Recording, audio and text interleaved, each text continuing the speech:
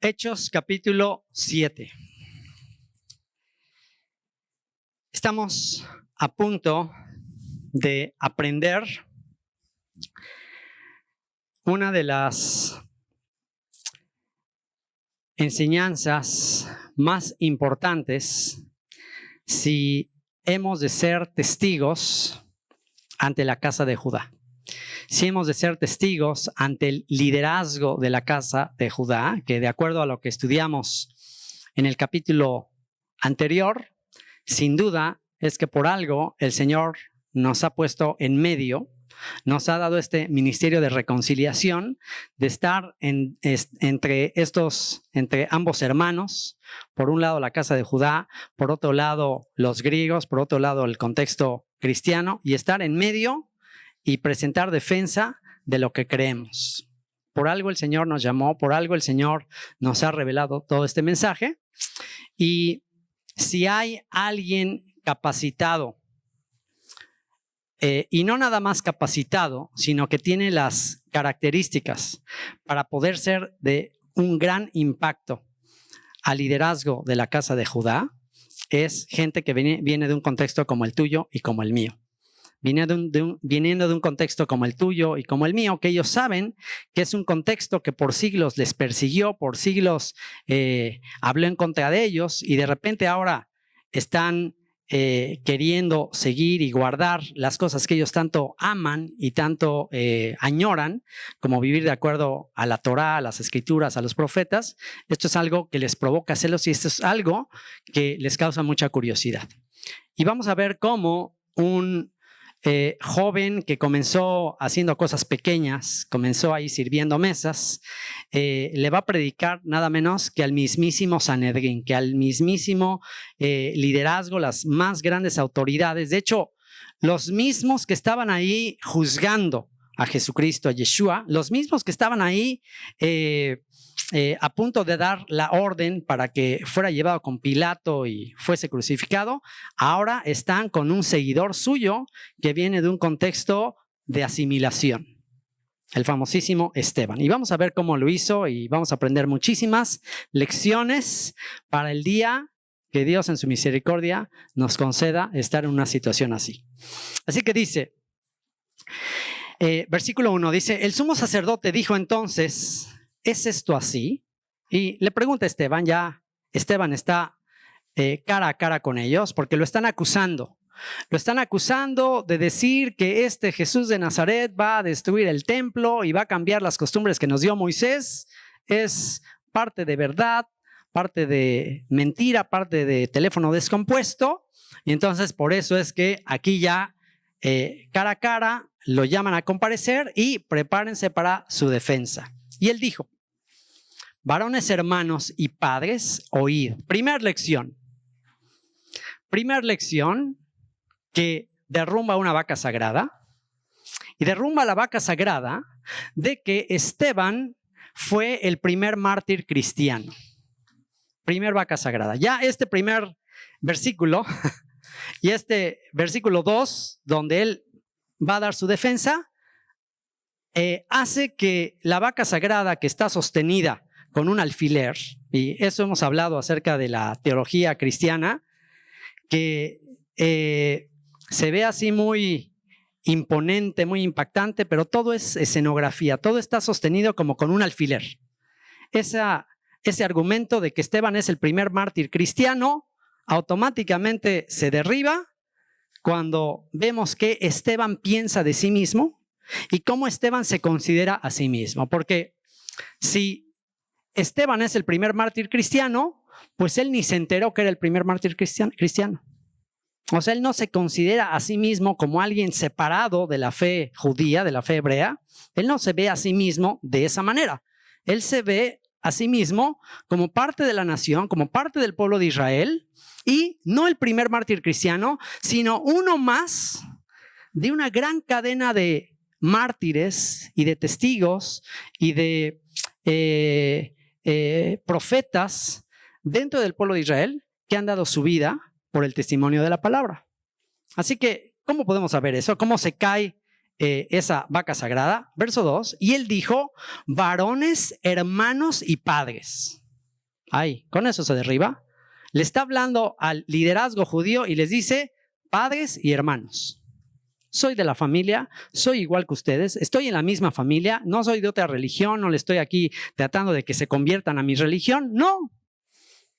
Creo exactamente el mismo testimonio, tengo las mismas escrituras que ustedes y con las mismas escrituras que ustedes y yo tenemos, les voy a presentar mi defensa.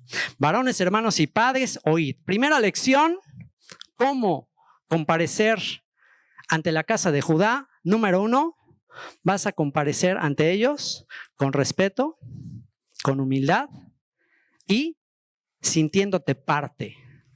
No eres extranjero, no eres advenedizo, eres conciudadano de los santos y miembro de la familia de Dios. El día que comparezcas, el día que tengas oportunidad de presentarte ante ellos, no te veas como algo aparte, no te veas como que ustedes sí son judíos. No, yo soy allá de Mixcoac. No, eres parte. No tienes por qué sentirte menos, no por haber crecido en Mixcoac te sientas menos. No, soy conciudadano de los santos y miembro de la familia de Dios, aunque no crecí en Tecamachalco, ni estuve en Polanco, ni en Bosques de las Lomas, también tengo mi corazoncito. El Señor me llamó, el Señor me rescató, ahora sí que del muladar. Pero no, y esto es una de las razones por las que la teología cristiana no es efectiva en el ámbito judío, es porque ya de entrada hay un sentimiento de superioridad o un sentimiento de que ustedes judíos, nosotros cristianos. Ya desde ahí, ya cuando tú tienes esa manera de manifestarte, ya no vas a ser tan efectivo. Entonces, Esteban tiene la plena conciencia de que es la misma fe, es la misma esperanza, son las mismas escrituras. ¿Qué más quieres? Tienes las mismas escrituras, tienes la misma fe, la misma esperanza que ellos tienen. Solamente preséntalas con orden y te van a escuchar. Y es exactamente lo que hace, y lo hace con respeto, lo hace con humildad, lo hace sintiéndose parte y les dice, varones, hermanos y padres, oíd. El Dios de la gloria apareció, ¿y qué dice? A nuestro padre Abraham. A nuestro padre Abraham.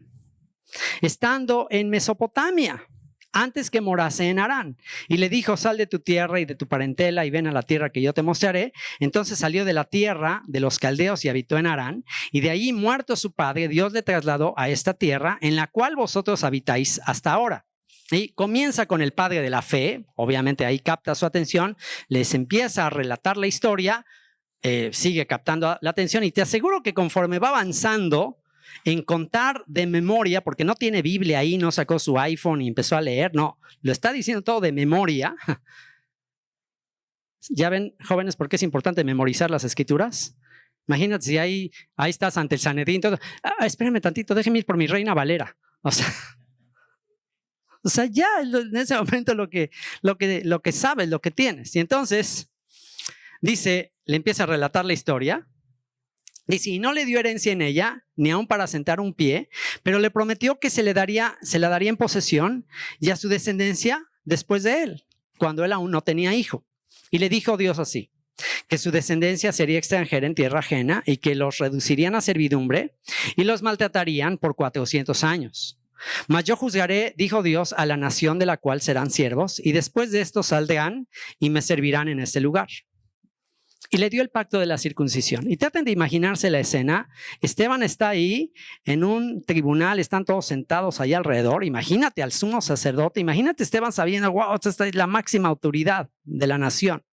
Estos tienen poder para acabar conmigo. Tiene ahí a los principales maestros de Israel, a los doctores de la ley. Está con la crema innata, todos lo están observando y él se para enfrente y empieza a contarles con paciencia, con calma, las escrituras.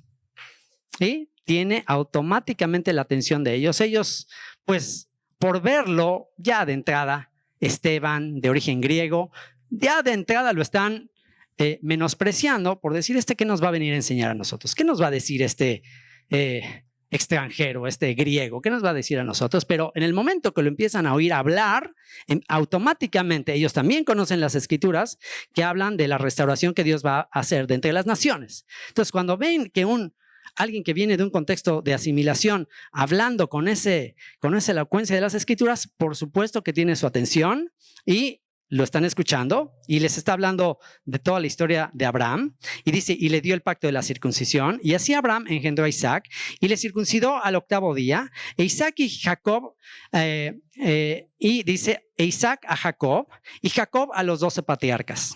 Los 12 patriarcas, movidos por envidia, vendieron a José para Egipto, pero Dios estaba con él.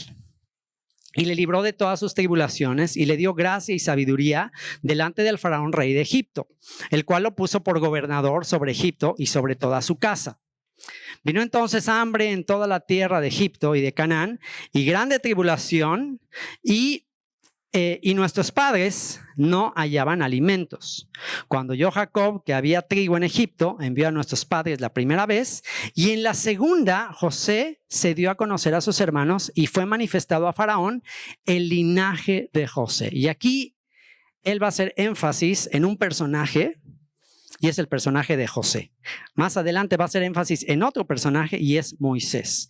Dos personajes en los cuales Esteban va a basar su argumento, su defensa, la va a presentar en base a dos personajes, José el soñador y Moisés. Dos personajes muy importantes en la historia del pueblo de Israel. Uno representa a los patriarcas, porque habla muy rápidamente de Abraham, Isaac, Jacob, no habla mucho de ellos, nada más dice cosas muy generales, pero cuando llega José, entonces empieza a manifestar el punto al que los quiere llevar. Y aquí da un punto como de énfasis. Dice en el versículo 12, dice, cuando oyó Jacob que había trigo en Egipto, envió a nuestros padres la primera vez. Y en la segunda, José se dio a conocer a sus hermanos. Ese es ahí un énfasis. Dice, en la primera no se dio a conocer, en la segunda se dio a conocer. ¿Se acuerdan? En la primera, ¿cómo les hablaba? Les hablaba con intérpretes, les hablaba, pues lo veían como un egipcio, no lo reconocían. Él era famoso entre los gentiles, pero con sus propios hermanos no lo identificaban, lo veían como un extranjero. En la primera no lo reconocen, en la segunda se dio a conocer y dice algo muy importante, y fue manifestado a Faraón el linaje de José. Esa palabra linaje es muy importante porque tiene que ver con fue dado a conocer su nacionalidad, fue dada a conocer su ciudadanía, fue dada a conocer de dónde venía él. Eso está muy interesante. ¿Qué quiere decir?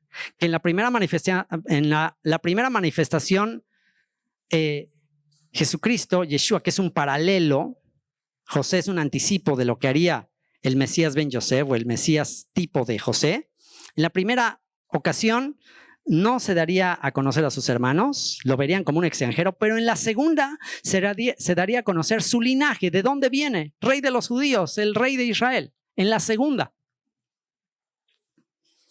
Dice, y enviando José, hizo venir a su padre, Jacob, y a toda su parentela en número de 75 personas. Así descendió Jacob a Egipto, donde murió él y también nuestros padres, los cuales fueron trasladados a Siquem y puestos en el sepulcro que a precio de dinero compró Abraham de los hijos de Hamor en Siquem.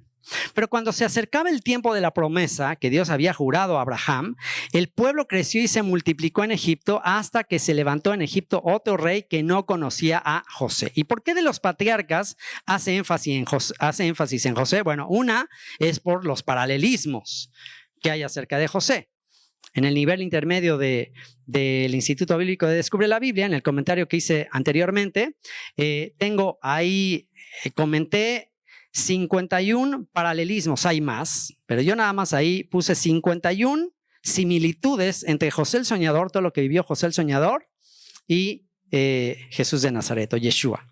Entonces, bueno, ¿por qué brevemente menciona a Abraham, Isaac y Jacob y se enfoca en José? Porque José va a ser el que va a cumplir la promesa dada a los padres. Cuando el apóstol Pablo compareció ante Agripa, dijo que por la esperanza de sus padres él estaba atado en cadenas, esperanza cuyo cumplimiento esperan alcanzar nuestras 12 tribus. ¿Cuál es la promesa que Dios le dio a Abraham, Isaac y Jacob? Que su descendencia sería incontable como estrellas en la multitud, que de Jacob vendría una congregación de naciones, una nación y un conjunto, una quejilá, una iglesia de naciones, una conglomeración de naciones. Entonces, quien va a cumplir esa promesa de los padres, Abraham, Isaac y Jacob, va a ser José o José. Por eso se llama José, porque significa él añadirá. Él va a incrementar a Israel. Él va a cumplir la promesa dada a Abraham, Isaac y Jacob de que su descendencia sería incontable como las estrellas en multitud. Pero no fue dado a conocer en la primera, sino en la segunda. Y dice entonces que cuando se acercaba el tiempo de la promesa, que Dios había jurado a Abraham, ¿ok?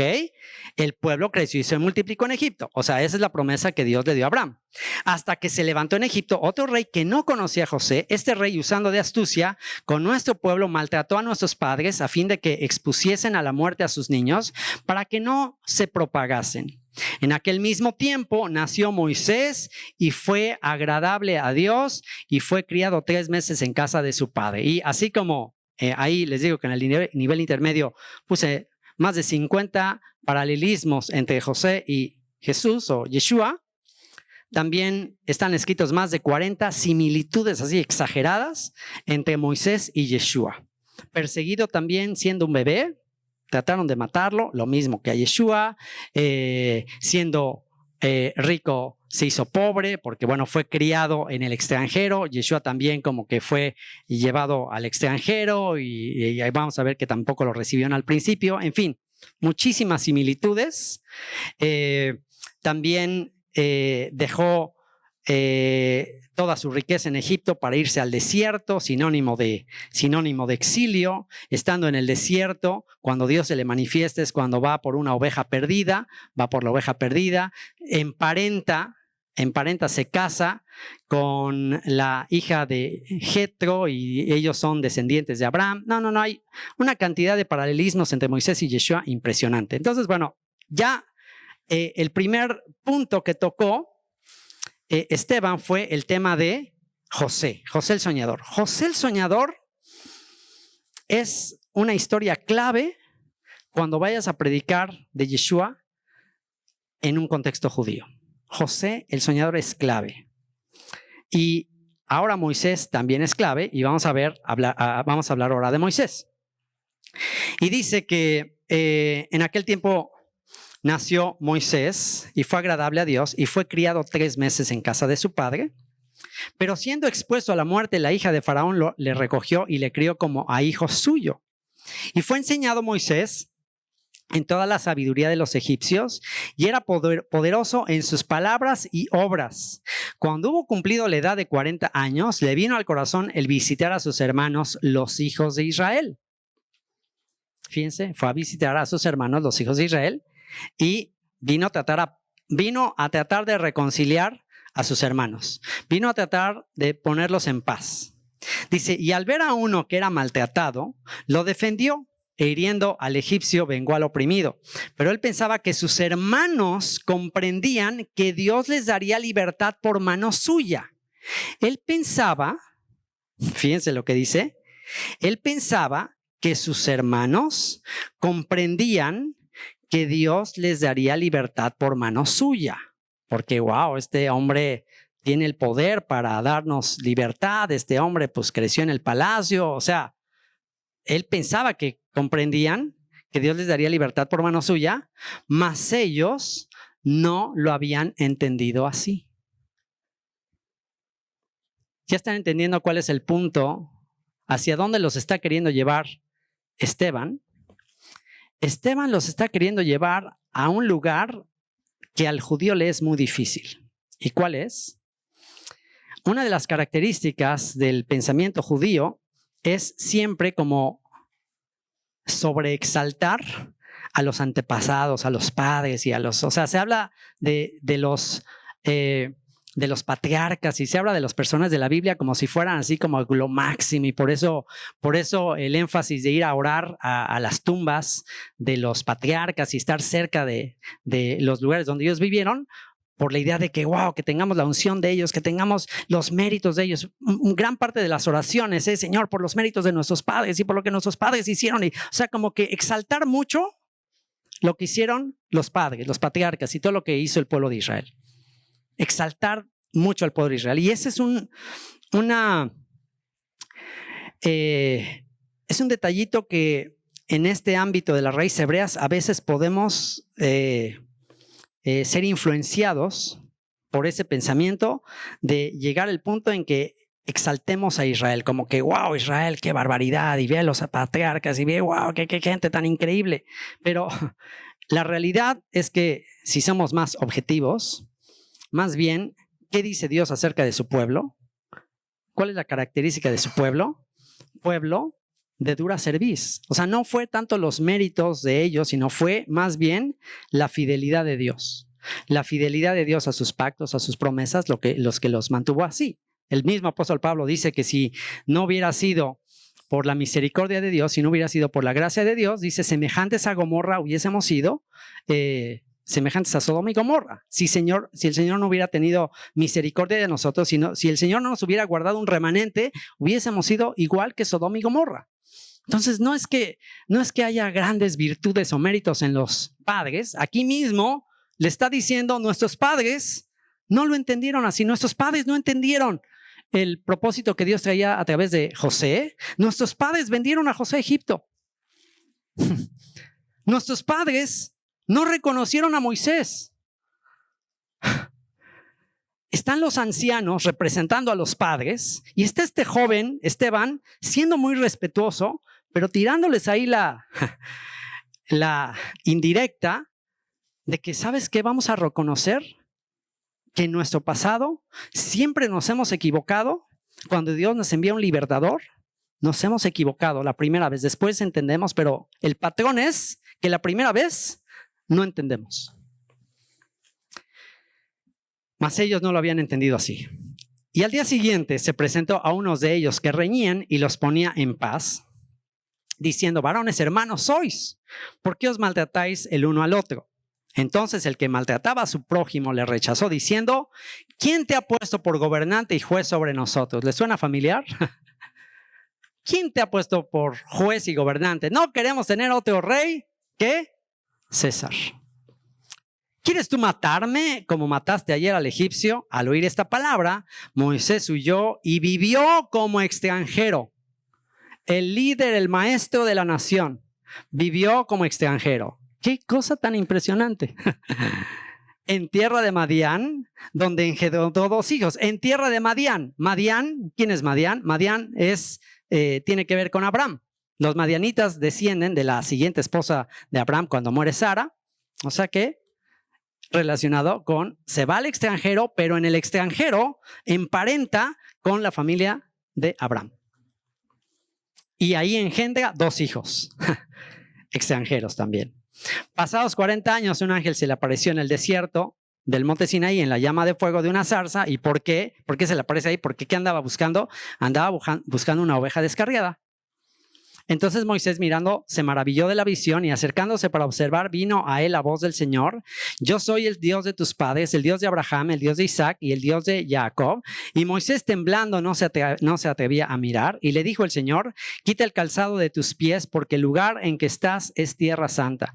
Ciertamente he visto la aflicción de mi pueblo que está en Egipto y he oído su gemido y he descendido para librarlos. Ahora pues ven, te enviaré a Egipto. A este Moisés, a quien habían rechazado diciendo, ¿quién te ha puesto por gobernante y juez? Este argumento está poderoso. Fíjate, nada más, imagínate la cara de estos ancianos cuando Esteban les dice,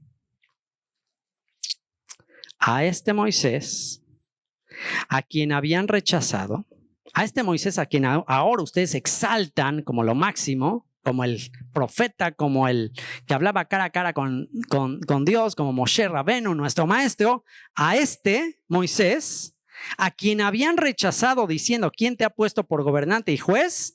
A este lo envió Dios como gobernante y libertador por mano del ángel que se le apareció en la zarza. Este lo sacó habiendo hecho prodigios y señales en tierra de Egipto. Pero ¿cuándo es que sucede eso? Después de que está en el exilio. Después que se hace como extranjero y está en el exilio, después de eso es que regresa para sacarlos de Egipto.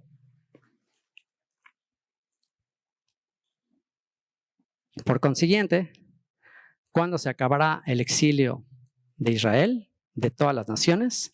Después de que Yeshua ande como extranjero entre las naciones, emparentando con la familia de Abraham, engendrando 2 hijos en el exilio, y después de eso regresará para sacar a su pueblo, ya no de Egipto, sino de todas las naciones.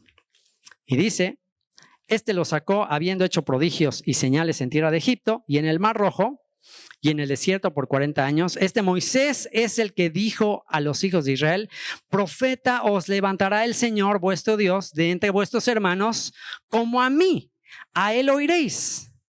Este es aquel Moisés que estuvo en la congregación en el desierto con el ángel que le hablaba en el monte Sinaí. O sea, Moisés mismo les dice, él dijo que Dios levantaría un profeta como a mí. O sea, que ese profeta que Moisés dijo que levantaría Dios, ¿quién es? Es Yeshua. Como a mí. ¿Qué quiere decir? Pues que su vida va a ser muy parecida a la mía.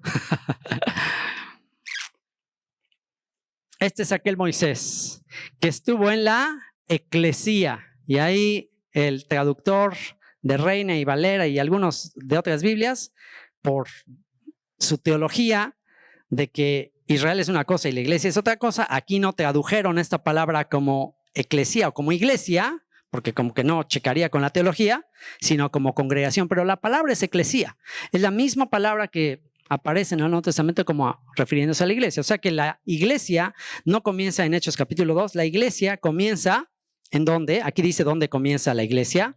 Dice, este es aquel Moisés que estuvo en la eclesía entre los llamados fuera. Eclesía significa los llamados fuera. ¿Cuándo nace la iglesia? La iglesia nace cuando salen de Egipto.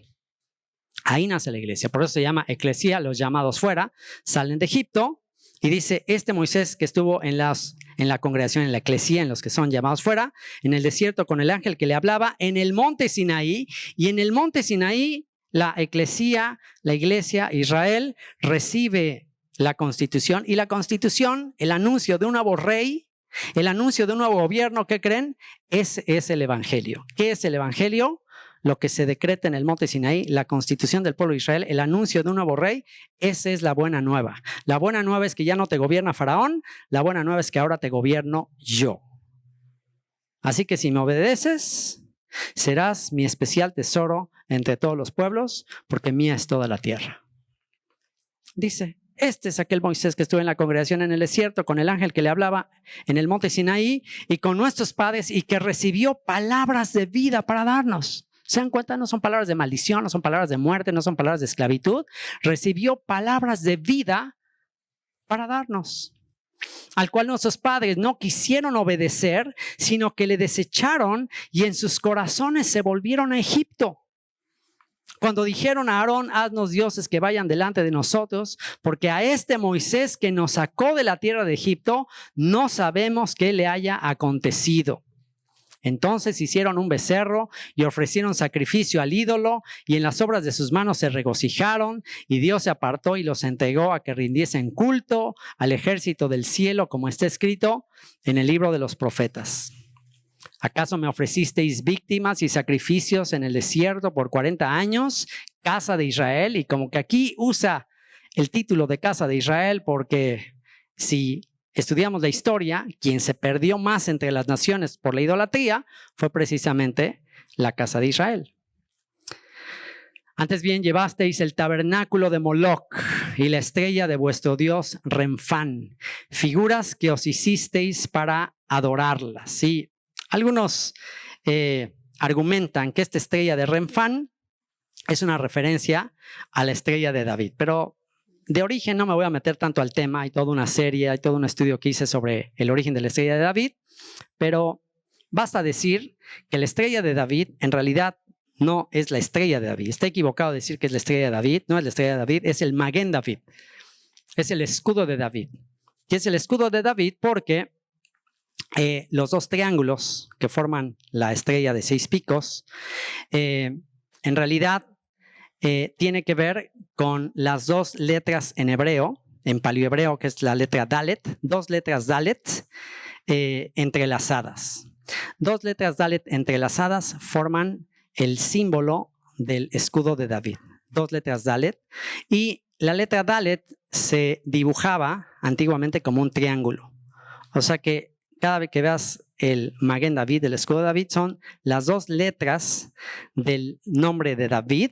David se escribe con la letra Dalet, la letra Vav y la letra Dalet.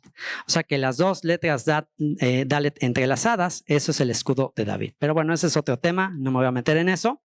Y nada que ver con esto de la estrella de Moloch, que es otra cosa, ¿no? La estrella de Renfán, perdón. Figuras que os hicisteis para adorarlas. Y dice, os transportaré pues más allá de Babilonia. Tuvieron nuestros padres el tabernáculo del testimonio en el desierto, como había ordenado Dios cuando dijo a Moisés que lo hiciese conforme al modelo que había visto, el cual recibido a su vez por nuestros padres, lo introdujeron con Josué al tomar posesión de la tierra de los gentiles a los cuales Dios arrojó de la presencia de nuestros padres hasta los días de David. Este halló gracia delante de Dios y pidió proveer tabernáculo para el Dios de Jacob, mas Salomón le edificó casa. Y hasta aquí, ¿qué les parece? ¿Ya cuánto llevamos?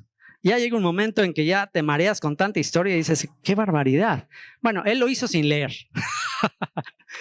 Él lo hizo dirigiéndose a ellos diciendo, ta, ta, ta, ta. O sea, voy de acuerdo si lo hace un estudiante de rabino de Jerusalén, de Judea, así súper con nombre Moshe o con nombre David o Shlomo, algo así, voy de acuerdo. Pero Esteban, un cuate de origen griego, pero Chava de Nayarit, hablando así, o sea, esto es para poner atención, esto es para, wow, esto debe ser Dios, esto no puede ser. No puede ser obra de Chava, de su educación. Esto es una obra de Dios. O Gretel, o quien sea de los que estamos aquí, cualquiera de los que estamos aquí. Cualquiera de los que estamos así, aquí, hablando con esa autoridad de la palabra, de toda esa historia, es impresionante, es para dejar sorprendido a cualquiera. Y aquí ya se va a ir a la yugular. Aquí ya empezó con mucho respeto, va a seguir con mucho respeto, va a decir algunas cosas que parece que les está diciendo cosas feas, pero por cómo termina, vamos a ver que siempre lo hizo con mucho amor, con mucha carga, con mucho celo. Y aquí ya toca un punto donde sí ya les va a calar, sobre todo por ser saduceos. Porque los saduceos basaban toda su teología en el tema de los sacrificios en el templo. Y a ellos les convenía que hubiera muchas ofrendas, muchos sacrificios en el templo. Para ellos el templo representaba el centro de la fe judía en aquel tiempo. Y entonces aquí ya va a tocar el tema del templo. Y dice, mas Salomón le edificó casa, y ya aquí les tira una indirecta y les dice, si bien el Altísimo no habita en templos hechos de mano. Como dice el profeta, el cielo es mi trono y la tierra el estrado de mis pies. ¿Qué casa me edificaréis? Dice el Señor. ¿O cuál es el lugar de mi reposo? ¿No hizo mi mano todas estas cosas? Y aquí, ya una vez que les dice su templo,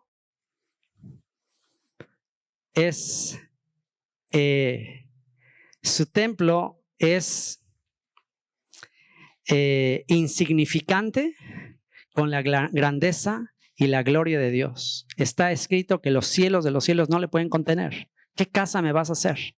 Entonces ya se va al centro de su práctica, de su vida, todo gira alrededor del templo, y ya que les dice el Señor no habita en templos hechos de manos de hombres, esa frase tuvo tal impacto, tal valentía, que te aseguro que alguien que estaba ahí fue al primero que se le cayó la quijada cuando vio a este griego diciéndole a los líderes saduceos cuya vida, prosperidad, todo está relacionado con el templo. Te aseguro que este joven que estaba ahí, o no tan joven, un poquito mayor, porque estaba escuchando a este griego, cuando ve que se las tira y les dice: duros de cerviz e incircuncisos de corazón y de oídos, vosotros resistís siempre al Espíritu Santo, como vuestros padres, así también vosotros. Ya se las tira así, y está un joven viendo cuando lo oye que dice: el Altísimo no habita en templos hechos de manos de hombres. Te aseguro que esa frase le penetró a este joven llamado Saulo de Tarso. Le penetró. Primero porque conocía bastante las Escrituras. Hace rato hablamos de Gamaliel. Gamaliel escribió acerca de Pablo. La referencia que Gamaliel escribe acerca de su alumno Pablo es que no había suficientes libros para satisfacer el hambre de este joven Saulo. Que Pablo era un insaciable lector, y dice: nunca había suficientes libros para este Saulo. Por eso, en una de las burlas que le hacen al apóstol Pablo, un gobernante, le dice: Pablo, las muchas letras te volvieron loco, porque era reconocido por ser un ratón de biblioteca. Entonces, Pablo conocía perfectamente todas esas escrituras. Te aseguro que muchos de esos saduceos, muchos de esos líderes, ni siquiera ellos mismos tenían el nivel de conocimiento que Esteban, que el apóstol Pablo. No tenían ese nivel. Muchos de ellos ya vivían en la opulencia. Está documentado que había veces que al sumo sacerdote le tenían que estar enseñando el día de Yom Kippur todo lo que tenía que hacer, porque no sabía exactamente. Muchos de esos sumos sacerdotes eran puestos comprados con dinero. O sea, vendían el puesto de sumo sacerdote porque convenía por cuestiones económicas, y había algunos ahí que no tenían todo ese conocimiento y los tenían que estar instruyendo. Algo parecido a lo que sucede a veces en el gobierno, ¿no? Que algunos llegan ahí diciendo: no, pues realmente yo no sé ni cómo estoy aquí, yo no leí ni un libro. Y llegan ahí por palancas, por lo que tú quieras, ¿no? Entonces, te aseguro que para el apóstol Pablo, cuando ve a este joven viniendo de un contexto de asimilación griego, hablando con ese conocimiento, con esa sabiduría, con ese valor, con esa convicción, esa frase en especial: el Altísimo no habita en templos hechos de manos de hombres, esa frase fue la que sin duda al apóstol Pablo le hizo que se le cayera la quijada. Pero ahí todavía está del lado del liderazgo de Israel. Ahí todavía está del lado del liderazgo, como veremos más adelante. Pero ese espadazo de dos filos le penetró hasta lo más profundo del corazón del apóstol Pablo. ¿Cómo lo sabemos? Porque si seguimos leyendo el libro de los Hechos, cuando lleguemos al capítulo 17, vamos a ver que esa misma frase la utiliza el apóstol Pablo en su defensa. En una ocasión también lo están cuestionando a él, y él cita lo que dijo Esteban: Dios no habita en templos hechos de manos de hombres. Entonces, con eso te das cuenta que aunque el apóstol Pablo está crujiendo sus dientes, enojado también, la palabra le estaba penetrando. Vamos a aprender la gran moraleja de que nunca te guíes por las apariencias. Nunca te guíes por las apariencias de alguien que estás hablando con autoridad de la palabra de Dios y te está mirando con odio, te está crujiendo los dientes, no sabe cómo responder y está enojadísimo. Tú tranquilo, nunca sabes cuándo en la audiencia estará alguien como el apóstol Pablo. Así que tú presenta con convicción, con respeto, con humildad, con autoridad tu testimonio, y eso es lo que está haciendo Esteban. Y les dice: ¿a cuál de los profetas no persiguieron vuestros padres y mataron a los que anunciaron de antemano la venida del justo? Y me contagia la pasión de Esteban, y esto es algo que me impresiona. O sea, me contagia ¿cómo te puede contagiar alguien que vivió hace 2000 años? O sea, ¿cómo te puede contagiar a alguien que ya no está? Es más, ni él escribió esto. Quien escribió esto es alguien más. Lucas investigó a ver cómo estuvo esto de Lucas. ¿De dónde habrá sacado Lucas esta información? ¿Quién crees que le habrá dicho a Lucas esta información?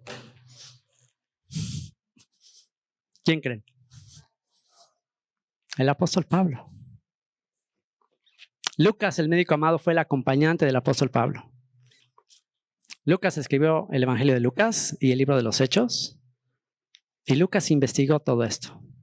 Imagínate a Pablo relatándole a Lucas todo esto y diciéndole con lágrimas, quizás yo estaba ahí. Este hombre, qué barbaridad, qué pasión, qué... Y yo estaba ahí, odiándolo. Por eso es que Pablo en su segunda carta a Timoteo ya al final dice, doy gracias al que me fortaleció, al que me recibió, al que me amó, aun siendo yo blasfemo, perseguidor, pero fui hallado y tuvo misericordia de mí porque lo hice en ignorancia. Qué impresionante. ¿Cómo puede ser que el testimonio de alguien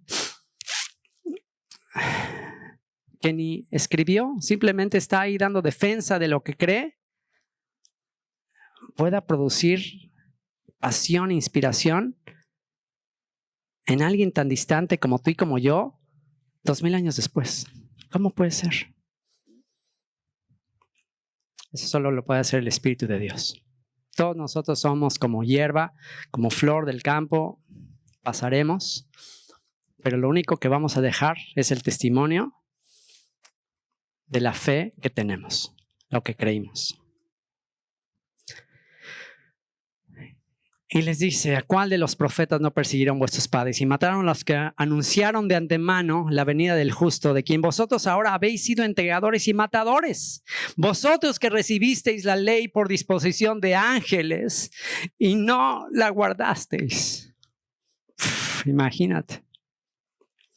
Recibieron la ley por disposición de ángeles. Dios hablaba, pero ya quien le entrega las tablas de la ley a Moisés son ángeles mismos. Oyendo estas cosas, y bueno, aquí se las tira más fuerte porque los saduceos tampoco creían en ángeles, tampoco creían en este mundo espiritual, y entonces aquí les dice, pues ¿cómo entonces Dios cómo entregó la ley?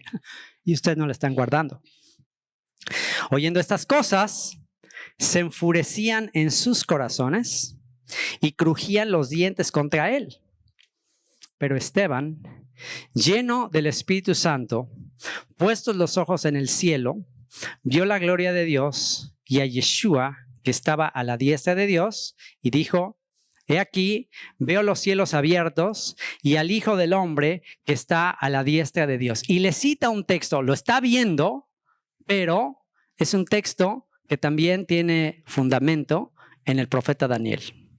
El profeta Daniel habla de un hijo semejante al Hijo del Hombre que viene en las nubes con poder y gran gloria, y aquí Esteban lo ve esa misma visión que vio el profeta Daniel, y entonces ellos dando grandes voces, gritando, se taparon los oídos y arremetieron a una contra él y echándole fuera de la ciudad, le apedrearon, y los testigos pusieron sus ropas a los pies de un joven que se llamaba Saulo. ¿Por qué? Porque el procedimiento era que lo sacaban de la ciudad, lo llevaban a un lugar donde había pues una pequeña pendiente.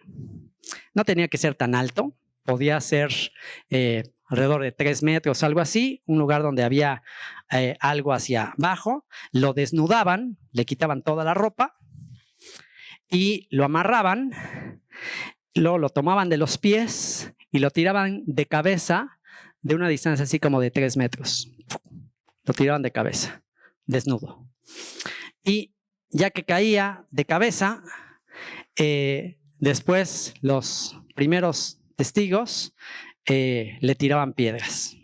Y entonces le empezaban a tirar piedras y ese era el procedimiento. Y sus ropas se la daban a alguien para que ese alguien le llevara la ropa a sus familiares, le entregara sus pertenencias a sus familiares, le dijera, bueno, lo siento mucho, pero su hijo es un blasfemo o lo que sea, fue ejecutado, aquí están sus pertenencias. O sea que el apóstol Pablo dice que pusieron sus ropas a los pies de un joven que se llamaba Saulo. O sea, Saulo sería el encargado de llevar sus ropas a los familiares y decir, se lo merecía.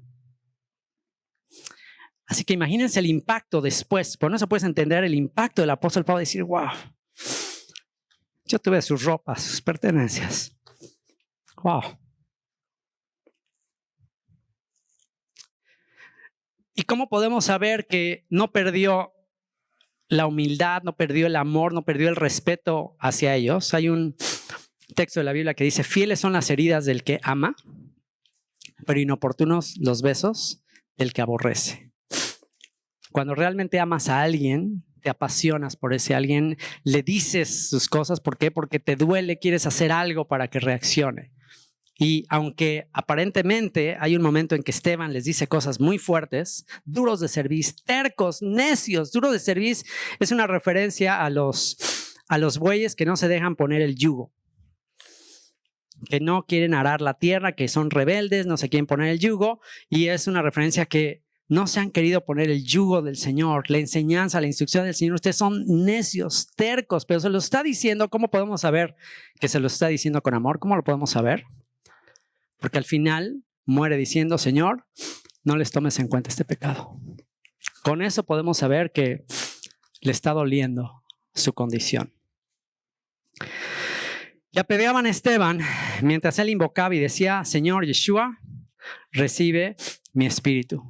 Y puesto de rodillas, clamó a gran voz, Señor, no les tomes en cuenta este pecado. Pregunta. Y habiendo dicho esto, durmió. Pregunta. ¿Dios respondió la oración de Esteban? ¿Dios respondió la oración de Esteban?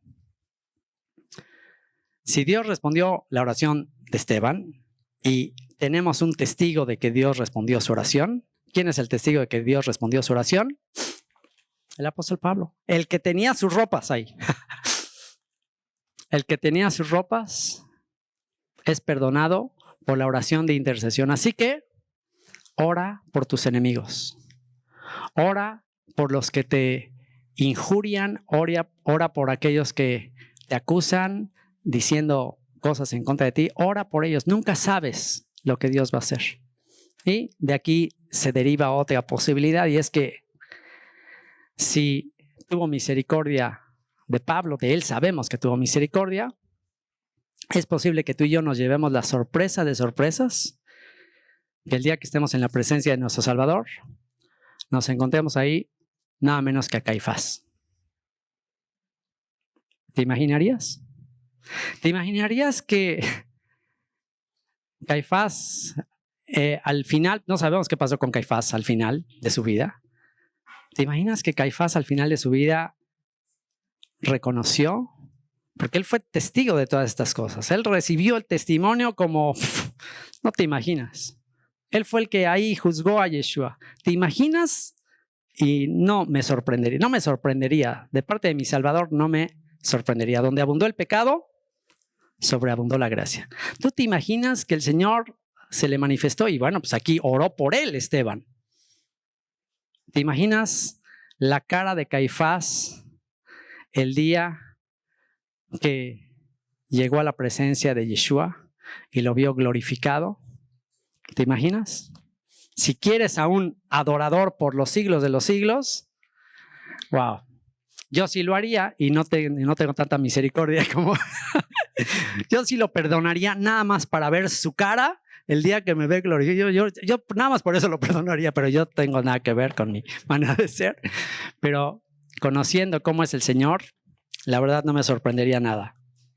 Y bueno, termina el capítulo 7 y capítulo 8 comienza una gran persecución el capítulo 8 va a ser como el sándwich, va a ser el capítulo entre el llamamiento del apóstol Pablo y este testimonio de Esteban tan poderoso. Y vamos a ver qué sucede en el capítulo 8, donde ya el evangelio está siendo llevado más allá de Jerusalén. A causa de esta persecución se va a cumplir lo que Yeshua dijo: me seréis testigos en Jerusalén, en toda Judea, en Samaria y hasta lo último de la tierra. Y es justamente lo que vamos a ver aquí en el capítulo 8. Y Saulo consentía en su muerte. Quiere decir que Pablo votó a favor, estuvo de acuerdo con la muerte de Esteban. En aquel día hubo una gran persecución contra la iglesia que estaba en Jerusalén y todos fueron esparcidos por las tierras de Judea, ¿se acuerdan? Y me seréis testigos. La palabra testigos, ¿qué dijimos que significa? Y me seréis mártires.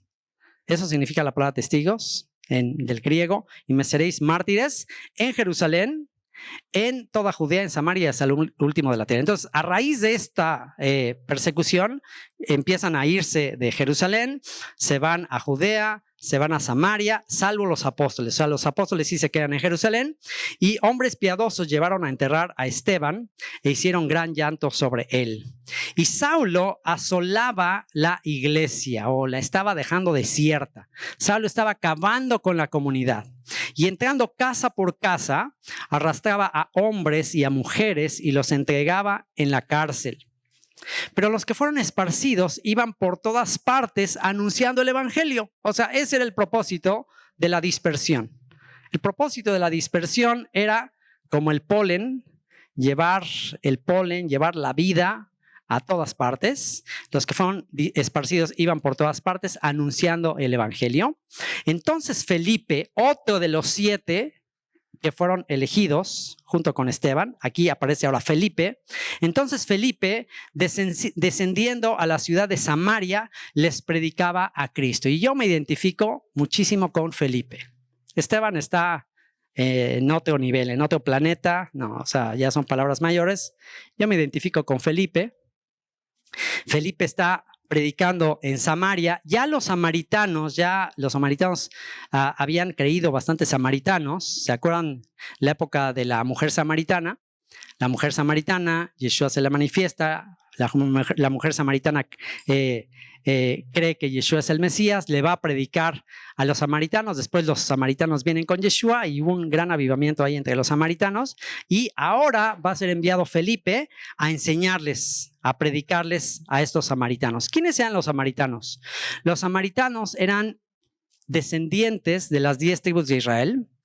Eran habitantes del reino del norte que se mezclaron con gente que vino, que el rey de Asiria trajo de otras regiones, se mezclaron con las 10 tribus de Israel y de ahí surgen los samaritanos. Así que los samaritanos es una mezcla de israelitas con extranjeros. O sea que en un sentido nosotros somos como samaritanos. Nosotros ya tenemos una mezcla y aparece Felipe compartiéndoles, por eso les digo que me identifico con Felipe. Y la gente unánime escuchaba atentamente las cosas que decía Felipe, oyendo y viendo las señales que hacía. Porque de muchos que tenían espíritus inmundos salían estos dando grandes voces o grandes gritos, y muchos paralíticos y cojos eran sanados. Así que había gran gozo en aquella ciudad. Pero había un hombre llamado Simón, que antes ejercía la magia en aquella ciudad y había engañado a la gente de Samaria haciéndose pasar por algún grande. Fíjate la característica de los samaritanos. Característica de los samaritanos o peligros entre los samaritanos. Samaritanos, mezcla de israelitas con extranjeros. De hecho, en los libros de los reyes dice que las características de los samaritanos era que por un lado sí creían algunos aspectos de la ley de Dios, de la instrucción de Dios, pero que también creían en otros dioses. O sea, eran un híbrido, eran una mezcolanza de religiones. Y ahí había este hombre Simón, un mago que estaba engañando. Característica en Samaria, los que predican sintiéndose que son algo grande, o hacen magia, o hacen milagros y tienen ahí apantallados a los samaritanos, ¿no? Y dice que había engañado a la gente de Samaria haciéndose pasar por algún grande, típico en el contexto actual de los samaritanos, de que se apantallan por grandes predicadores o que se creen grandes. Y dice, a este oían atentamente todos, desde el más pequeño hasta el más grande, diciendo, y fíjense qué decían de este hombre, este es el gran poder de Dios. ¿Te das cuenta cómo se presentan los que en lo que sería el equivalente a los samaritanos actualmente, que se hacen muy populares? Este es el gran ungido, este es el gran poder de Dios. Es como el énfasis. Y le estaban atentos porque con sus artes mágicas les había engañado mucho tiempo. Pero cuando creyeron a Felipe, y este es el gran contraste, ¿qué puede sacar del engaño a los samaritanos? ¿Qué puede sacar del engaño a las ovejas perdidas de la casa de Israel, ahora mezcladas entre todas las naciones? Aquí está la clave. Pero cuando creyeron a Felipe, que anunciaba el evangelio del reino de Dios y el nombre de Jesucristo. Dos fundamentos: el evangelio del reino. ¿Qué dijimos que es el evangelio del reino? ¿Dónde se predicó el evangelio del reino? En el monte Sinaí. O sea, que predicaba la Torá, predicaba a los profetas, predicaba ese mensaje que fue dado desde el monte Sinaí y predicaba a Yeshua, los dos fundamentos de la fe: la Torá, los mandamientos y el testimonio de Yeshua. Cuando lo oyeron, pues ya compararon con el Simón que decía ser el gran poder de Dios y campañas de milagros y etcétera, etcétera. Comparan eso con la predicación del evangelio del reino, nada que ver. Ya una vez que escuchas el evangelio del reino, o sea, ¿qué se puede comparar con eso? Cuando escucharon de Felipe, que anunciaba el evangelio del reino de Dios y el nombre de Yeshua el Mesías, se bautizaban hombres y mujeres. O sea, se bautizaban samaritanos. O sea, que estos samaritanos, al ser bautizados, ¿qué estaba sucediendo al bautizarse? Estaban haciéndose ya parte de esta secta judía del camino y se hacían ya parte oficialmente. Era como que retornaban. Ya se hacían parte oficialmente del pueblo, porque los samaritanos se consideraban a sí mismos como separados. Desde que ellos se separaron de la casa de David, ellos dijeron, ya no tenemos nada que ver con David.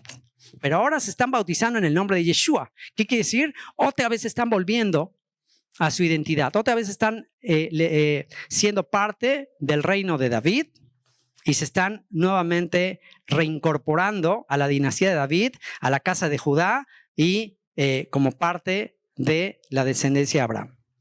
Y dice, también creyó Simón mismo, y habiéndose bautizado, estaba siempre con Felipe, y viendo las señales y grandes milagros que se hacían, estaba atónito. O sea, aparentemente se convierte también Simón, pero ya vamos a ver cuál era su motivación. Vamos a ver cuál es la motivación de él de estar ahí. Y dice, cuando los apóstoles que estaban en Jerusalén oyeron que Samaria había recibido la palabra de Dios, y fíjate lo que dice, cuando oyeron que Samaria había recibido, ¿qué?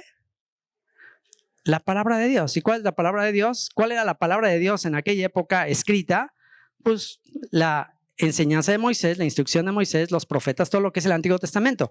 Cuando se enteraron los apóstoles que estaban en Jerusalén que Samaria, ¿qué habrá significado para los apóstoles? Que Samaria, la capital del reino del norte, recibieron la Torá. ¿Qué creen que habrá? ¿Qué profecías habrán venido a las mentes de ellos? Ezequiel 37. Esta es la restauración. Ya, la unión de las dos casas. De hecho, hay, entre paréntesis les digo este comentario, hay algunos que andan diciendo que lo que nosotros predicamos de la historia de una familia y que las dos casas y todo, que nada que ver, que la restauración ya sucedió en tiempos en estos tiempos, que aquí ya se están juntando las dos casas, que incluso dicen que ya se juntaron desde la época de Esdras y Nehemías, pero bueno, ¿será esto así?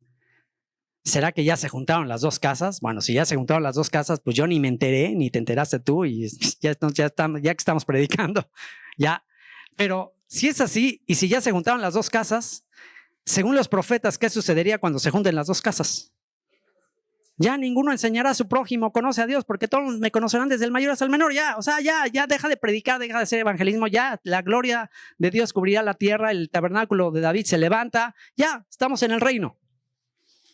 Pero bueno, es otro asunto. Es tan absurdo pensar eso. Y bueno, ¿cuántas profecías no hay que hablan específicamente que la restauración sucederá cuándo? Al final de los días, al final de los tiempos. Entonces, si los últimos tiempos sucedieron en tiempos de Esdras y Nehemías o aquí en esos tiempos, pues yo ni me enteré y a lo mejor estamos nosotros en tiempo extra o en qué estamos. O sea, ya se acabó el partido y nosotros ni enterados. Pero, hijo, no, pero lo más increíble es que tristemente hay gente, y en el mundo de los ciegos el tuerto es rey, que están siguiendo esta cosa. Y bueno, por eso, bueno, ya mejor no me voy a meter en ese asunto, etcétera. Entonces, bueno, aquí, según los apóstoles están viendo esto, mandan testigos, oye, vamos a ver qué está pasando en Samaria. Y dice que enviaron a Pedro y a Juan, nada menos que mandan a los boinas verdes. Pedro y Juan tienen que ir a atestiguar que ya está la unión de las dos casas. Lo que le habían preguntado al Señor, ¿restaurarás el reino de Israel en este tiempo? ¿Vas a unir a las dos casas? Pues lo está sucediendo. Dice, los cuales habiendo venido oraron por ellos para que recibiesen el Espíritu Santo, porque aún no había descendido sobre ninguno de ellos, sino que solamente habían sido bautizados en el nombre de Yeshua. ¿Por qué creen que fueron para orar para que viniera el Espíritu Santo? ¿De dónde sacan esta idea de ir a orar por los samaritanos para que reciban el Espíritu Santo? Derramaré sobre la casa de Israel, haré un nuevo pacto con la casa de Israel y pondré en ellos mi espíritu. Entonces ellos van a cumplir la profecía y van a orar por ellos para que se cumpla literalmente Ezequiel capítulo 36, Ezequiel capítulo 37, y dice porque habían sido bautizados en el nombre de Yeshua. O sea, otra vez aceptan al hijo de David, se hacen parte de la nación. Y entonces les imponían las manos y recibían el Espíritu Santo. Cuando vio Simón que por la imposición de las manos de los apóstoles se daba el Espíritu Santo, les ofreció dinero, diciendo, dadme también a mí este poder para que cualquiera a quien yo impusiere las manos reciba el Espíritu Santo. O sea, este cuate con esto se muestra que este cuate no tiene idea de lo que está pasando.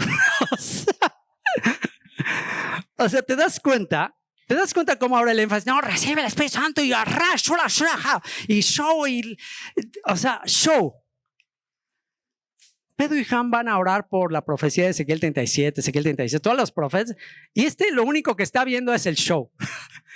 Pero me encanta la manera, o sea, con la manera en que le contesta Pedro, fíjate, con eso se muestra que este Simón viene de un contexto que nada que ver, o sea, este cuate no sabe nada.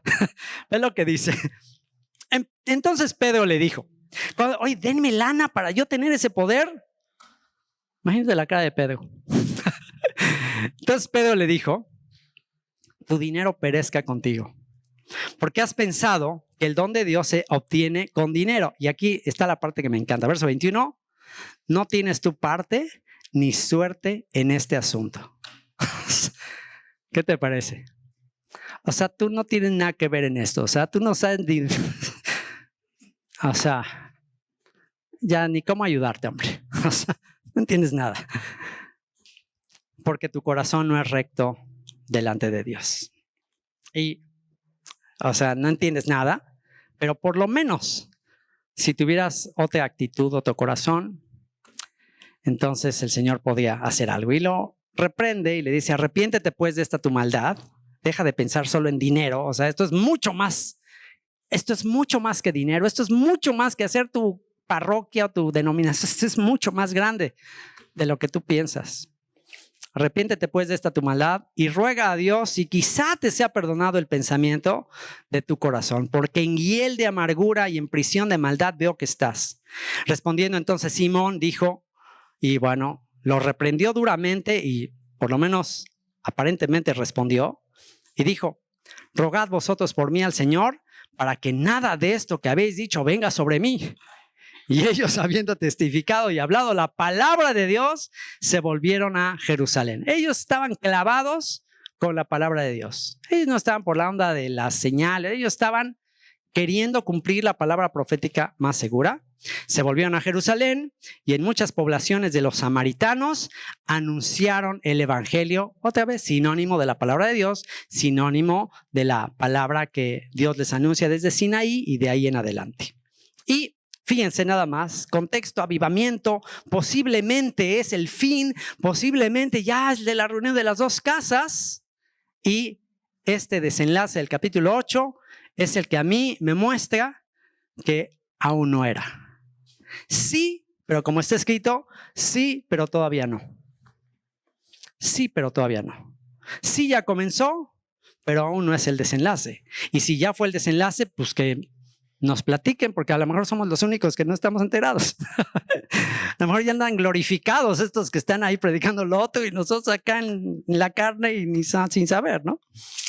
Y dice, un ángel del Señor habló a Felipe diciendo, levántate y ve hacia el sur. Y este pasaje, la vez pasada que prediqué este mensaje, que compartí esto aquí, no había video, solamente lo había grabado en audio. Ya después me cayeron unos 20 que ahorita no les voy a dar muchos detalles, pero esto para mí es la continuación de mi vida. No les voy a revelar grandes cosas, pero esto para mí es la continuación, es lo que sigue en mi vida. Aquí me pude ver yo metido en la profecía, aquí pude ver yo el plan que todavía Dios tiene a nivel muy personal. Pero bueno, como estos estudios no tanto son a nivel personal, no les voy a decir tanto, solamente unos destellos de lo que sucede aquí con Felipe. Fíjense, Felipe está en lo que podría ser para ellos el desenlace de la historia, la unión de las dos casas. Están recibiendo el Espíritu Santo los samaritanos, la casa de Israel, o sea, puede ser ya el desenlace. Felipe es el que causó todo eso.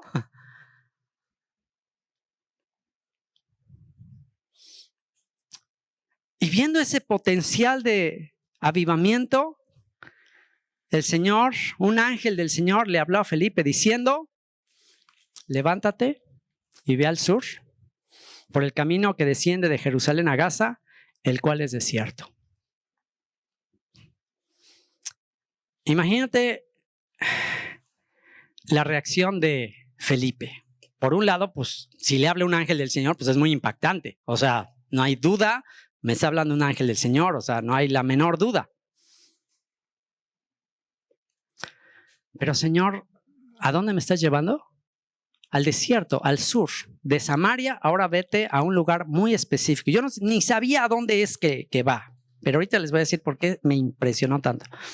Entonces, bueno, va rumbo al desierto, rumbo a Gaza, pasa ahí al desierto, y entonces él se levantó y fue y obedeció. O sea, obedece una orden muy extraña porque, oye, estoy teniendo mucho éxito aquí, mira que no ves lo que está sucediendo, mira cuántos samaritanos, mira, están creyendo. No, ahora ve y tengo otra misión para ti.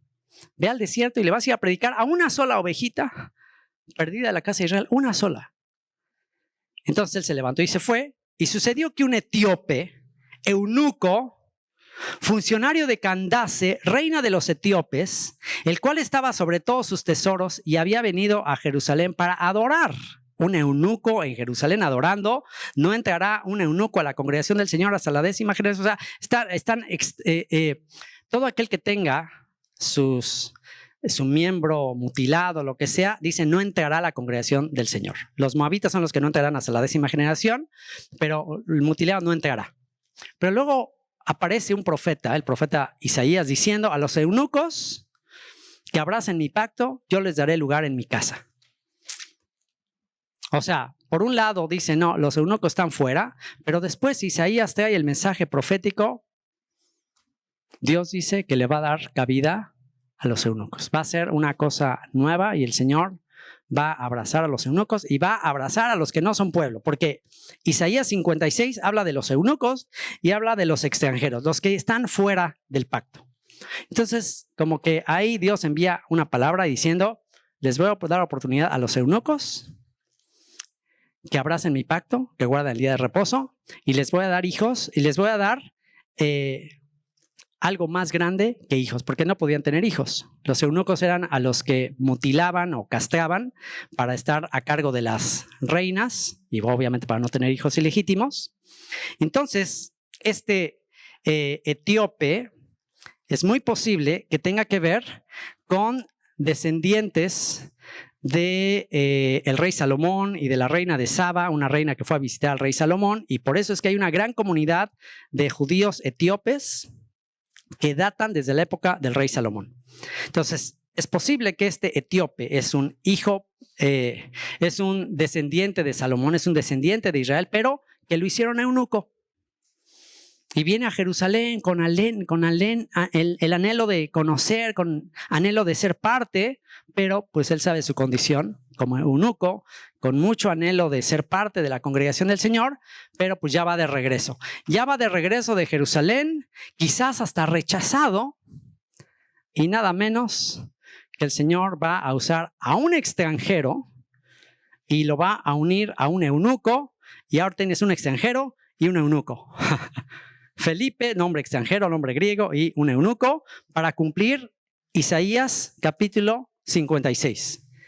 Y seguro que llegaron a Isaías capítulo 56, porque ¿en qué capítulo crees que iba? Todavía ahí a esas alturas, el texto ni siquiera tenía números de capítulos y versículos. Esos fueron puestos después. Entonces, estaba en el carro, vean lo que dice, había venido a Jerusalén para adorar, volvía sentado en su carro, y leyendo al profeta Isaías, y el Espíritu dijo a Felipe, acércate y júntate a ese carro. O sea, ya Felipe dice, ¿para qué me trajiste al desierto? Y ya cuando llega ahí al desierto, de repente ve ese carruaje, sin duda así con muy lujoso, ahí con esclavos y todo, y el Señor le dice, acércate a ese carro. Ahí está la combinación perfecta de la gracia y la misericordia de Dios y de la profecía de Isaías. Un extranjero y un eunuco que han recibido el pacto y han recibido misericordia. Y le dice, acércate a ese carro. Y dice, volvía sentado en su carro y leyendo al profeta Isaías. Y el Espíritu dijo a Felipe, acércate y júntate a ese carro. Acudiendo Felipe le oyó que leía al profeta Isaías y dijo, ¿pero entiendes lo que lees? Él dijo, ¿y cómo podré si alguno no me enseñare? Y rogó a Felipe que subiese y se sentara con él. Y es posible que estaba incluso hasta aprendiendo hebreo, a lo mejor no manejaba tan bien el hebreo, estaba ahí tratando de entender qué decía el rollo de Isaías. Y dice, el pasaje de la escritura que leía era este. Como oveja a la muerte fue llevado, y como cordero mudo delante del que lo trasquila. Así no abrió su boca. En su humillación no se le hizo justicia, mas su generación, ¿quién la contará? Porque fue quitada de la tierra su vida. Y respondiendo, el eunuco dijo a Felipe, te ruego que me digas, ¿de quién dice el profeta esto? ¿De sí mismo o de algún otro? Entonces Felipe, abriendo su boca y comenzando desde esta escritura, ahora dice, comenzando desde esta escritura. ¿Ese qué capítulo es? 53. Comenzando desde esa escritura, pero siguieron leyendo. Si sigues leyendo Isaías 53, después que viene de Isaías 53, Isaías 54, perfecto, muy bien. Súper expertos. Isaías 54. ¿Qué dice? ¿De qué habla Isaías 54? Isaías 54, regocíjate, oh estéril, la que no daba luz, porque más son los hijos de la desamparada que de la que se quedó en casa. Está hablando de la restauración, del retorno de los exiliados de Sión a su herencia, a su pacto. Todos aquellos que fueron cautivos y bueno, ¿por qué la ley dice eso de que los eunucos no entrarán? Para prevenir que se hicieran eunucos, para prevenir que adopten las costumbres de las naciones que son terribles de hacerse uno. Eso está prohibido, no puedes hacer eso. Pero ¿qué pasa si te llevaron cautivo? ¿Qué pasa si vives en una nación extranjera y que te lo hicieron y tú no querías que tú lo hicieran? Entonces el Señor en su misericordia dice, bueno, a estos que están exiliados entre las naciones que vivieron cuestiones por estar en tierra de sombra de muerte, a estos los voy a traer de vuelta. A estos extranjeros los voy a traer de vuelta. ¿Cuál es la condición? Que abracen mi pacto, que guarden el día de reposo. ¿Y eso dónde está? En Isaías 56. Así que Isaías 53, el siervo sufriente. Isaías 54, como resultado, como fruto del siervo sufriente dando su vida por rescate de todas las ovejas que se descarriaron. Isaías 54, una gran restauración de ovejas que van a venir. Regocija tu estéril, Jerusalén que va a ser consolada. Isaías capítulo 55, la palabra del Señor que no regresa vacía, que va a hacer todo lo que yo quiero. Isaías capítulo 56, el extranjero y el eunuco que abraza mi pacto. Comenzando desde esta escritura, imagínate cuando llegó a Isaías 56, tú y yo somos. ¿Qué te parece? Pues seguramente digo, pues aquí hay agua. ¿Qué impide? ¿Qué impide que sea renovado, purificado y volver al pacto? Respondiendo el eunuco, dijo a Felipe, te ruego que me digas de quién dice el profeta esto. Como siervo, como cordero fue llevado al matadero, enmudeció, no abrió su boca, por cárcel y por juicio fue quitado, y su generación, ¿quién la contará? Porque fue cortado de la tierra de los vivientes. Wow, está increíble. Y por la rebelión de mi pueblo fue herido. ¿De quién dice esto? ¿Por qué? Porque a lo largo de la historia, diferentes comentaristas judíos han interpretado Isaías 53. Todavía en la actualidad es uno de los pasajes controversiales. La interpretación tradicional judía dice que Isaías 53 se refiere o al profeta Isaías o al pueblo de Israel. Pero hay un grave problema si el personaje de Isaías 53 es el pueblo de Israel o el profeta Isaías. Hay un grave problema. Porque dice que ese siervo, dice, jamás hizo maldad, ni hubo engaño en su boca. Entonces, si dices que ese personaje de Isaías 53 es Isaías o es Israel, tienes un grave problema.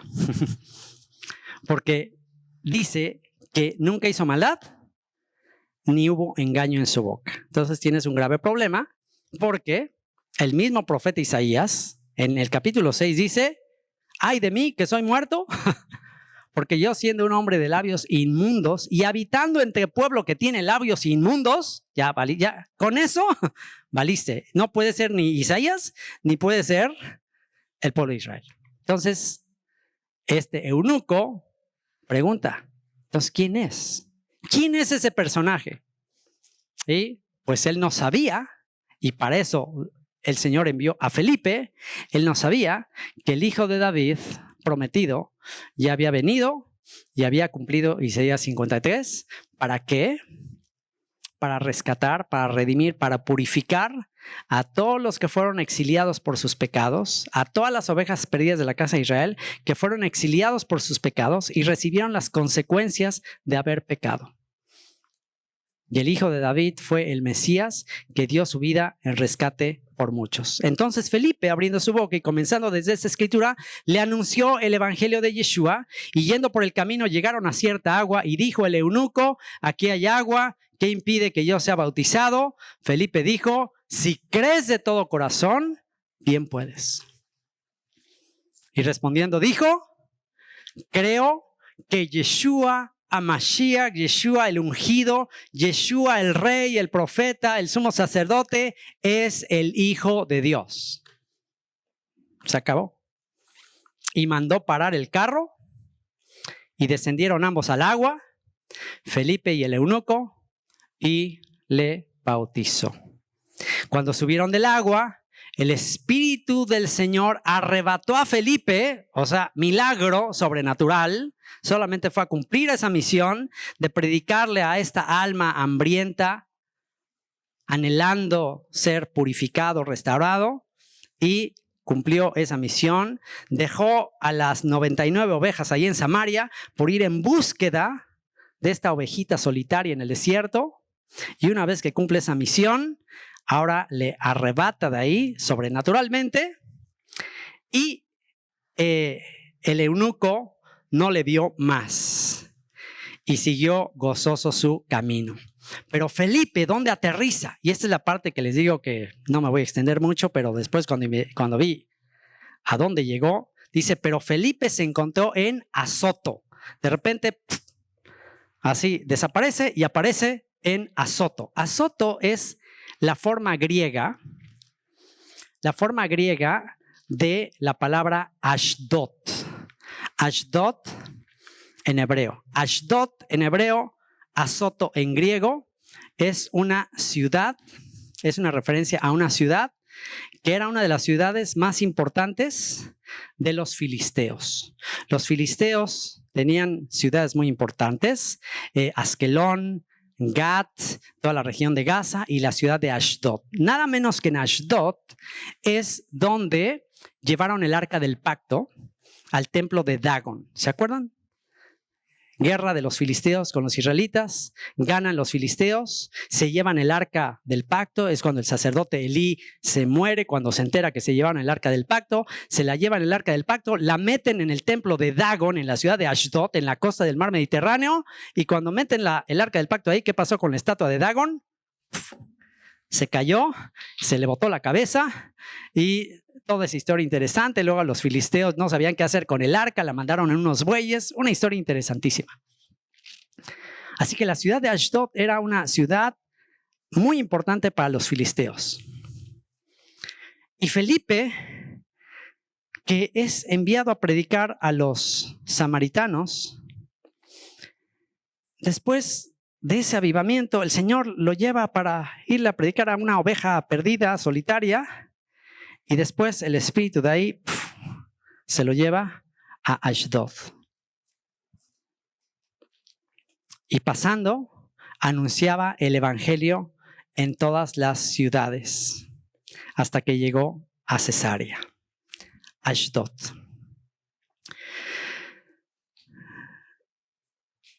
Zacarías capítulo 9. Se los voy a dejar de tarea. Les dije que no les iba a dar grandes detalles. Lo único que les voy a decir es que Dios mediante, enero, febrero del 2021, estaré mandándoles videos desde Ashdod. Nada más, es lo único que les voy a adelantar.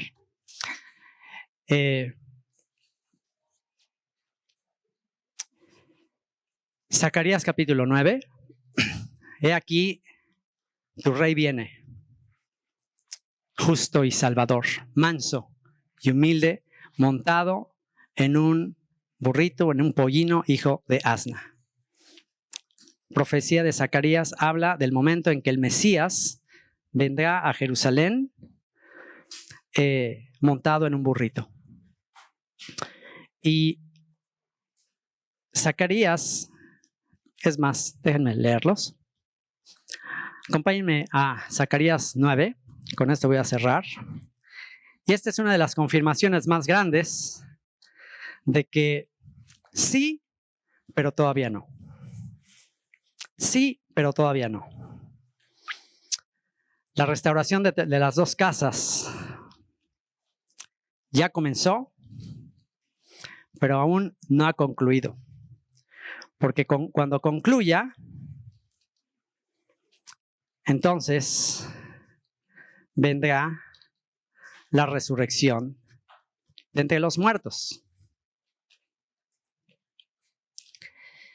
Dice que la casa de Judá fue endurecida hasta que entre la plenitud de los gentiles, y si el endurecimiento en parte trajo la salvación a los gentiles, ¿qué será? Su plena restauración, sino vida entre los muertos. O sea que cuando Israel sea completamente restaurado, será la resurrección de entre los muertos. Se acaba la historia. Por eso les digo que es tan absurdo que digan que ya sucedió, porque wow, entonces ya fue la resurrección de los muertos y ni nos enteramos. Vean lo que dice Zacarías 9, vamos a leer a partir del versículo 9. Alégrate mucho, hija de Sión, da voces de júbilo, hija de Jerusalén. Aquí tu rey vendrá a ti, justo y salvador, humilde y cabalgando sobre un asno, sobre un pollino, hijo de asna. Y este es uno de los pasajes controversiales para los rabinos, porque dice que el Mesías vendrá montado en un asno, montado sobre un pollino, un burrito, un hijo de una asna. Entonces, este pasaje pues es diferente a lo que dijo el profeta Daniel, que veía al Hijo del Hombre viniendo en las nubes con poder y gran gloria. Entonces los rabinos dicen, bueno, pues ¿cómo va a venir? ¿A quién le hacemos caso? ¿A Zacarías o a Daniel? Daniel dice que vendrá en las nubes y Zacarías dice que vendrá en un burrito. ¿Cuál de los dos tiene la razón? ¿Y saben cuál es su respuesta? Su respuesta es esta, y dicen, si el pueblo de Israel es digno, vendrá en las nubes con poder y gran gloria. Si el pueblo de Israel no es digno, vendrá en un burrito. No lo vamos a reconocer. Wow, eso dicen los rabinos, impresionante. Entonces, bueno, obviamente el pueblo no es digno. Alégrate mucho, hija de Sión, da voces de júbilo, hija de Jerusalén. He aquí tu rey vendrá a ti justo y salvador, humilde y cabalgando sobre un asno, sobre un pollino, hijo de asna. Y de Efraín destruiré los carros y los caballos de Jerusalén, y los arcos de guerra serán quebrados, y hablará paz a las naciones, y su señorío será de mar a mar, y desde el río hasta los fines de la tierra. Es decir, cuando se manifieste el Mesías para gobernar, para reinar, se acabó las guerras, vendrá un tiempo de paz. Y dice el verso 11, y tú también, hablando de Jerusalén, hablando de Israel, y tú también por la sangre de tu pacto serás salva. Yo he sacado tus presos de la cisterna en que no hay agua. Volveos a la fortaleza, oh prisioneros de esperanza. Hoy también os anuncio que os restauraré el doble. Porque he entesado o estirado para mí a Judá como arco, e hice a Efraín su flecha. O sea, todo el misterio de las dos casas es para que al final de los tiempos, cuando venga la batalla final, se levanten los hijos de Sión contra los hijos de Grecia. ¿Y eso cuándo sucederá? En los últimos tiempos. Dice, he entesado para mí, o sea, Judá es el arco, la casa de Judá es el arco para enviar a Efraín que ya se multiplicó. Salmo 127, bienaventurado el varón que llenó su aljaba de ellas, de flechas. Los hijos habidos en la juventud son como flechas. O sea que Efraín se multiplicó porque son flechas que van a estar entre las naciones, que las naciones están conquistadas por la filosofía y la cultura griega. Y ahora estas flechas, cuando sean despertadas por Sión, por este mensaje, vean lo que dice, he entesado para mí a Judá como arco, e hice a Efraín su flecha. Y despertaré a tus hijos, oh Sión. O sea, va a haber un despertar de los hijos de Sión, de los hijos de Jerusalén, y los hijos de Sión y Jerusalén es sinónimo de la casa de David, del tabernáculo caído de David. O sea, van a surgir valientes de David de entre las naciones de Efraín, que se van a multiplicar como flechas, y cuando eso suceda, cuando despierten, ¿qué va a suceder? Entonces van a despertar, y van a despertar ¿contra quién? Contra tus hijos, oh Grecia. Y te pondré, hablando de Sión, como espada de valiente. La espada del Espíritu, la palabra de Dios. O sea que quien va a acabar con la filosofía hedonista y la filosofía de idolatría y de humanismo de Grecia son los hijos de Sión que están entre las naciones, o sea, Efraín.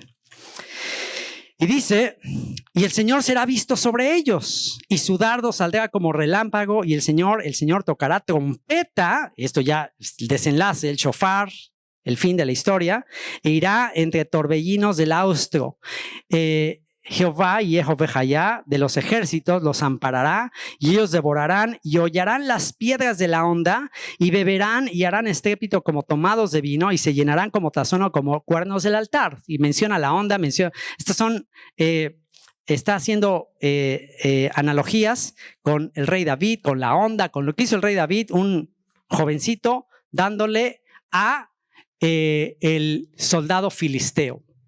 O sea, David, un jovencito que incluso era menospreciado por su familia, ahora resulta que él va a ser usado para acabar con el orgullo de los filisteos. Y luego dice, y los salvaré en aquel día el Señor su Dios como rebaño de su pueblo, porque como piedras de diadema serán enaltecidos en su tierra. Porque cuánta es su bondad y cuánta su hermosura. El trigo alegrará a los jóvenes y el vino a las doncellas. Y bueno, déjenme ver el texto que les iba a leer. Versículo 6. Ok, sí. Ok, les leí esto para darles contexto de cómo vendría la redención, pero vean lo que dice un poquito antes. En este mismo contexto de la redención de Israel está el juicio que va a venir sobre ciudades específicamente filisteas. Específicamente filisteas, ¿por qué? Porque los filisteos por excelencia siempre han sido los archienemigos de Israel y más específicamente del rey David. Más específicamente del rey David. Y vean lo que dice versículo 5. Verá Ascalón, una ciudad filistea, y temerá. Gaza también, otra región filistea, Gaza también, y se dolerá en gran manera. Asimismo Ecrón, porque su esperanza será confundida, y perecerá el rey de Gaza, y Ascalón no será habitada. Y verso 6. Aquí, con esto cierro. Dice, habitará en Ashdod un extranjero, y pondré fin a la soberbia de los filisteos. Curioso que la palabra Ashdod en hebreo, Aleph, Shin, Dalet, Vav, Dalet. Ashdod, de hecho se escribe así en la Vav, Ashdod, Aleph, Shin. Aleph, Shin significan, si separas la palabra Ashdod en dos, Aleph, Shin es la palabra fuego. Y luego Dalet, Vav, Dalet es David. Ashdod significa fuego de David, si separas la palabra, fuego de David. O sea, en Ashdod, que era el centro del culto idólatra al dios Dagon, ahí dice que será habitada por un extranjero. ¿Qué quiere decir? Esta ciudad, por excelencia filistea, al final va a ser habitada por un extranjero. ¿Qué quiere decir? Que ya no va a haber ahí filisteos, sino va a haber un extranjero en relación a los filisteos. Por consiguiente, va a ser conquistada por la dinastía de David. Y esto ya comenzó a cumplirse. En 1968 fue fundada la ciudad de Ashdod en las ruinas de la antigua ciudad filistea de Ashdod. Todavía puedes ir a Ashdod y ver las ruinas del templo de Dagon. Y en 1968 se funda la ciudad de Ashdod. Busquen en YouTube ciudad de Ashdod y van a ver un video de... Hay un judío que hace videitos que se llama, a ver si alguien me recuerda, tiene un apellido, no, como un no sé qué en Israel, un bacarí suelto en Israel. Un bacarí suelto en Israel tiene un canal de YouTube con muchísimos miembros y uno de sus videos dice la ciudad más hermosa de Israel. Y es la ciudad de Ashdod, la pone ahí como la ciudad más hermosa de Israel, una ciudad moderna, etc. Y ves ahora que esa ciudad ya es totalmente habitada por judíos y es una de las ciudades donde más inmigrantes judíos llegaron ahí. Y todo el contexto del final de los tiempos, del desenlace de los tiempos y del juicio a Filistea y el juicio a Grecia tiene que ver con esa ciudad. ¿Y eso qué tiene que ver con Felipe? Después de estar con los samaritanos, después de ir por la oveja perdida, ¿a dónde es llevado? Ashdod. Ashdod es clave para la profecía de los últimos tiempos. No se pierda próximamente las series que vamos a grabar en Ashdod. Vamos a orar. Padre, te damos muchas gracias por esta noche en que una vez más, Señor, nos estás permitiendo ver con nuestros ojos el cumplimiento de las palabras de los profetas, donde nos estás haciendo parte de la profecía, donde estamos representando a estos 7 servidores de mesas que empezaron siendo fieles en lo poco. Yo te doy gracias por estos jóvenes que se están preparando, y no solo jóvenes, sino gente de todas las edades en este exilio, en esta asimilación, y están preparándose como flechas y están preparándose como un remanente que le va a predicar con autoridad, como lo hizo Esteban, a la casa de Judá. Cuando tú derrames tu espíritu sobre la casa de Judá, que está comenzando a suceder. Señor, en esta época, más descendientes de la casa de Judá están buscando y están teniendo curiosidad acerca de su rey al ver gente como Esteban, apasionados, elocuentes, llenos de tu espíritu, llenos de sabiduría, predicando tu palabra, Señor. Señor, que cuando llegue el momento, tengamos, primero que nada, la humildad, el respeto que tuvo Esteban, pero sobre todo, el amor y la pasión con la que les predicó. Porque el día que hagamos eso, Señor, entonces hará surgir a 144,000 apóstoles como Pablo. ¿Qué será el día que tú levantes a 144,000 con la unción, con la elocuencia, con la sabiduría que tuvo el apóstol Pablo, Señor? Y si esta generación es la generación que habrá de ver eso, entonces, Señor, qué privilegio tener la esperanza de ser los Estebans que van a dar su vida por este testimonio. Bendito sea, Señor. En el nombre de nuestro Salvador, Yeshua. Amén.